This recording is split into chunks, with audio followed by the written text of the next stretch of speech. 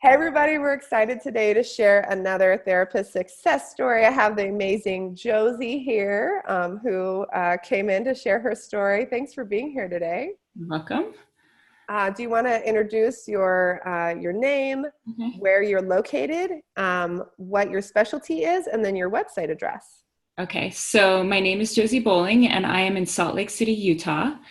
And practice teen and family counseling is my specialty. And my website is www.josiebowling.com. Awesome. Yeah. And why did you initially decide to go into private practice? Oh my gosh, that was so long ago. I'm like, let's see. How did I decide to do that? I think I just really liked the work. I think that was I just love working with people. And I had worked in treatment centers with teenagers. And it was really clear that it was very unsustainable for me. Mm. And in terms of I always said I like gave my blood to that work. Just like full transfusion. And I think I was doing that like in grad school and part of my consultation hours. And I could just see that no matter how much I loved this, that it was not going to align with the other goals of my life, like people that were in the positions of either directors or lifetime counselors or whatever at least in the model that I was working in, it seemed pretty unsustainable. It was clear to me like these people were on call, they weren't with their families, and it also felt kind of bubble-like too. So yeah. So anyway, I think the other part is that I loved working with kids, and I felt really deeply that while this was effective for kids in crisis, I really questioned whether I couldn't position myself in the public where I could be treatment before it ever got to that point. And that was a really big inspiration to me because I didn't really like the way that kind of the abrupt rupture of attachment that it seemed like a lot of these kids experienced from being taken from their families. And granted, some of them absolutely warranted that. But I always was curious, like, well, what were all of the steps before we got to this? And could I, with what I know, prevent this? Because that was like not ideal for anybody, really. I mean, it was needed and it's an important service, but I just was feeling like Prevention, or even to have them have more skills, even if that was the dynamic of what needed to happen for them to change at some point. What if there had been more support along the way, so that kid came in or the family came in with different skills and a different foundation? Anything that we can do to build that foundation is going to help with future treatment or shifts and such tooTotally. And there's this thing within treatment programs where it's really hard to create continuity because kids are because they are brought away from their town.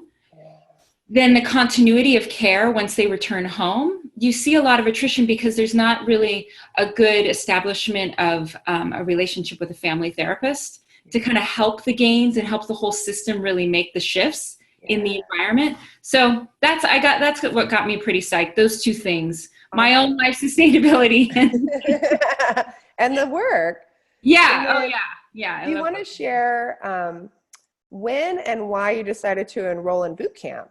Because you've been in practice for a long time. Yeah. When and why? Okay, so I decided to enroll in boot camp last year. And part of it was I had, the lead up to it was that I had left my full-time practice in California, and my husband and I had moved to Salt Lake when I was pregnant. So I totally naive move. Anybody wants to talk to me about that? I'll give you someone to, that's a whole nother story. But I think what I did, and then I had twins. So just a little time. I hear they're a little time consuming. Yeah, there wasn't a lot of time to like build a business. And so I did some online stuff.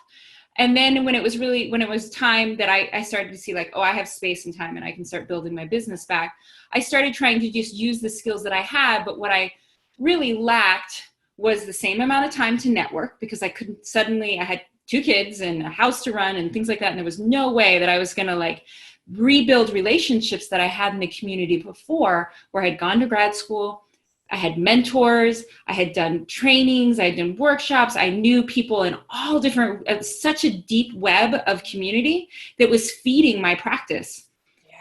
And so I didn't have that. And so it was really clear to me that I needed more skills to really promote my business. And with this new kind of like life parameter time. Yeah. Yeah. So I had tried to do it on my own, and I kept like cresting. I was like 8 to 10 clients a week. I was like, this is not really paying the bills. So how long is this going to happen? And I just watched it. It kind of never moved. And so I just thought, oh, I need something different. And what does your practice look like today, a year later? So totally full and a wait list. And it's amazing. Yeah, versus like watching it.